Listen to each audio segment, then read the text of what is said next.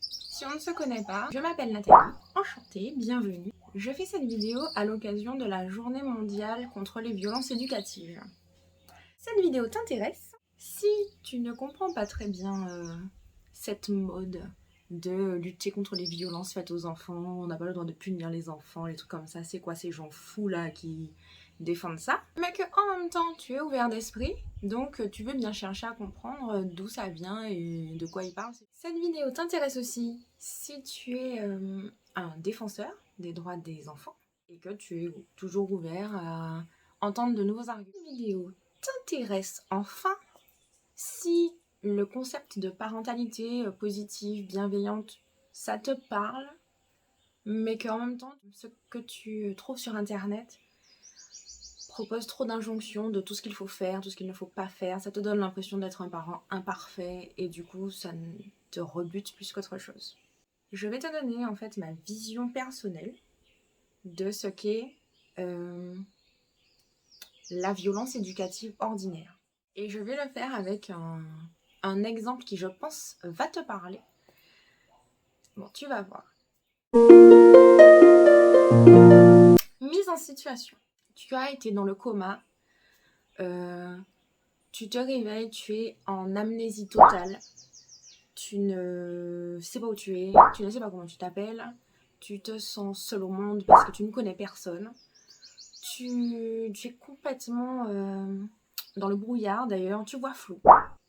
Tu es à moitié paralysé.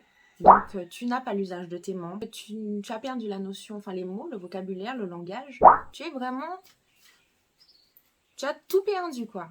Tu te réveilles, tu es vide, tu es impotent. Tu ne peux pas bouger, tu es sur un lit d'hôpital. Tu vois des gens venir te parler, tu les vois flous. Ils sont en train de te parler, tu comprends pas ce qu'ils disent parce que tu connais pas leur langue. Je veux te faire te rendre compte que je t'ai mis en fait dans la peau d'un bébé. Un bébé qui arrive, il sait pas parler, il comprend pas ce que tu dis, il sait pas qui tu es, il voit flou, il ne connaît rien, il n'a pas la maîtrise de son corps, il est incapable en fait, il est complètement dépendant. Donc voilà, c'est ce que tu es. Tu es complètement dépendant. Je voudrais que tu prennes vraiment le temps de te mettre dans la peau de ton personnage. Quel que soit ce dont tu as besoin, ce que tu veux, il faut que tu demandes à quelqu'un. Par exemple, si tu veux qu'on ouvre la fenêtre parce que tu as chaud, tu as envie de prendre l'air, tu vas regarder la fenêtre, grogner, essayer de te communiquer, la personne qui s'occupe de toi peut venir t'amener un verre d'eau. Pour faire tes besoins, pareil, tu fais sur toi. Les gens doivent venir te nettoyer. Tu es dans cette dépendance-là. C'est bon, tu es rentré dans la peau du personnage. Maintenant qu'on a posé le contexte, je vais te donner comment moi je définis en fait la violence ordinaire. Tu es dans cet état-là et il y a des personnes qui viennent s'occuper de toi. Ces personnes-là peuvent avoir une posture de violence ordinaire ou une posture bienveillante. La posture de violence ordinaire, ça va être en fait tout ce qui va faire que tu vas te sentir inférieur, tu vas sentir que tu es un incapable, que tu fais chier, tu vas pas te sentir à ta place, tu vas pas te sentir compris, tu vas pas te sentir soutenu. C'est tout ce qui va t'inciter à ne plus exprimer tes attentes ou ton besoin et à te résigner à être coincé là et à ne pas avoir ce que tu veux. Alors que la posture bienveillante, ça va être tout ce qui va faire que tu vas te sentir rassuré, pris en compte, que tu vas créer un lien de confiance avec là où les personnes qui s'occupent de toi, que tu vas comprendre que même si ton besoin n'est pas toujours assouvi, y a quelqu'un ou des gens qui essayent de te comprendre et de faire que tu sois le mieux possible compte tenu de la situation. Là, on peut citer tous les exemples possibles et imaginables. Par exemple, donc, pour parler de la posture de violence ordinaire, la personne va te faire sentir qu'elle n'a pas que ça à faire, de s'occuper de toi. Bon, c'est bon, je t'ai déjà donné à manger, je t'ai déjà donné à boire, qu'est-ce que tu veux encore? Ah non, je vais pas encore te tenir la main. Après, tu vas croire que pour t'endormir, il faut que je te tienne la main tout le temps. C'est pas comme ça, j'ai pas que ça à faire. D'ailleurs, si jamais tu es vraiment dans cette situation d'amnésie totale, il y a de fortes chances que tu pleures beaucoup dans cette situation. Tu n'as pas le conditionnement qu'on a en tant qu'adulte, en tout cas dans notre société et au jour d'aujourd'hui, qui fait que pour toi, pleurer, c'est un signe de faiblesse, c'est les mauviettes qui font ça, on ne pleure pas. Donc il y a de fortes chances que tu pleures toutes les larmes de ton corps et que tu pleures très souvent dans cette situation en fait. Et donc la personne qui s'occupe de toi peut te dire c'est bon, pourquoi tu pleures encore, tu es propre, c'est bon, tu es dans un lit, il y a des gens qui ont moins que ça et toi tu es là en train de pleurer. Enfin bref, toutes les postures qui vont minimiser ton besoin, ton malheur, ta situation, ta frustration, tes émotions et en fait renier tout simplement tout ce que tu es, le peu qui te reste en fait, le peu que tu as à ce moment-là. C'est tes émotions, tes volontés, ton ressenti à l'instant T. Tout ça est renié. Tout comme un bébé va grandir, évoluer, tu vas évoluer.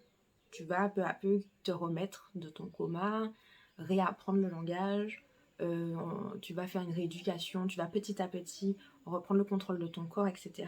Et face à cette évolution, la posture de violence ordinaire va évoluer aussi.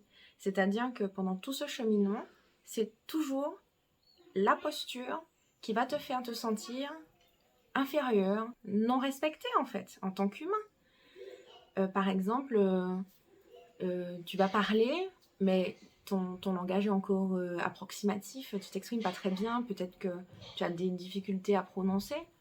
Bon, les gens t'écoutent pas quoi, c'est trop chiant, tu prends trop de temps. Les gens te disent, les gens parlent quand tu viens pour parler avec eux, ils te disent non, les amnésiques n'ont pas assommé des conversations des gens normaux. Tu vas apprendre petit à petit, réapprendre la continence. Tu vas commencer à demander pour aller aux toilettes plutôt que de faire sur toi. Pour que tu apprennes la continence, on va te retirer ta couche, comme ça tu vas pisser sur toi. Des gens font quelque chose de passionnant, mais comme toi tu es couché, tu es encore réalité, tu vois pas ce qu'ils font, tu vois pas de quoi ils parlent. Tu demandes à voir, tu demandes à participer, on te dit hey, toi tu as alité, hein. Quand tu vas être sur tes deux pieds, tu vas pouvoir faire toi-même, mais pour l'instant, laisse les personnes valides s'amuser entre elles. C'est voilà, toutes ces postures qui vont se moquer de toi, te remettre à ta place d'être inférieur. C'est pour te faire comprendre que c'est vraiment une posture en fait. Le fait de considérer que la personne en face de toi est inférieure, qu'elle n'a pas droit à la parole, qu'elle n'a pas le droit de s'affirmer avec ses goûts, avec ses émotions, avec sa personnalité. A contrario, la posture bienveillante, c'est la posture qui va faire exactement le contraire, c'est-à-dire, et faire le contraire en allant plus loin, c'est-à-dire que non seulement elle prend en compte la personne en face, c'est pas juste un amnésique, un handicapé, un être inférieur, c'est une personne qui a à un instant T certaines capacités qui sont plus limitées que les siennes et qui le prend en compte, qui l'aide. Elle va se mettre à ton niveau, te montrer ce qu'elle fait. Elle va essayer de répondre à ton besoin. Quand elle va se planter, elle sera bien embêtée. Elle va dire, si tu demandes à ouvrir la fenêtre et qu'elle comprend pas, elle va te dire, je suis désolée, je t'ai donné à boire, à manger, je t'ai nettoyé, je vois que tu grognes toujours, je comprends pas ce que tu veux, je suis désolée. Je voudrais t'aider, mais là, je sais pas faire. C'est vraiment une posture. Et donc, les listes de il faut faire ci, ça, il ne faut pas faire ci, ça, pour pouvoir faire partie du club des parents bienveillants, etc. En fait, pour moi, c'est pas la bonne démarche, en fait. Puisque si tu t'attelles à respecter un certain nombre de règles, un côté de frustration, un côté de culpabilité, parce qu'on a nos limites, en fait. Et on va pas toujours réussir à être au top de notre forme, à répondre exactement aux besoins, à avoir les bons mots, on va merder, forcément, en fait. Et quand on doit se plier à une liste de commandements, ça nous met en face de nos échecs, en fait. On dit merde, j'ai pas réussi, et pourtant c'est pas difficile, hein. Il y a 10 commandements, moi je suis là tous les jours, je foire au moins 2, c'est la merde, je suis nulle, je suis un mauvais parent. Et d'ailleurs, la bienveillance, ça sert à rien, ça ne marche pas. Avec mon enfant, ça ne marche pas. C'est inadapté par rapport à ma personne. Par contre, si tu prends la posture de la bienveillance, bah en fait, le reste est censé venir naturellement. Ce sera de t'encourager, de se mettre à ta hauteur, de t'encourager dans tes progrès, ne pas se moquer de toi, ne pas te ridiculiser. Voilà, la bienveillance ordinaire, c'est tout ce qu'on va faire qui ne va pas en fait respecter l'enfant comme un humain, au même niveau que soi-même. Donc voilà, mon parallèle, c'était pour dire que la personne qui est amnésique, tout ça, bah, vous avez compris, hein, elle est dans la même condition qu'un bébé qui arrive au monde et qui, au fur et à mesure, va évoluer, progresser, mais en prenant des années, et qui peut être guidé par son parent ou ses parents ou sa figure d'attachement dans ce cheminement, ou pas. Le combat dont on parle, c'est de faire évoluer la mentalité au sujet des enfants, que les gens commencent à prendre en considération les enfants comme ce qu'ils sont, c'est-à-dire des petits humains, des gens qui méritent le respect comme tout le monde. Et peut-être que dans quelques années, quand on dira que dans les années 2000, on mettait la fessée à un enfant et on le punissait dans sa chambre, les gens diront « Quoi ? Quelle horreur, mais c'est choquant !» Si vous avez aimé cette vidéo, dites-le moi. Likez, abonnez-vous, partagez, tout ça. J'ai beaucoup de messages que je veux faire passer. C'est vraiment important pour moi de participer à tout ça. On va essayer d'avancer ensemble, les gars. On va y arriver. Allez, à bientôt.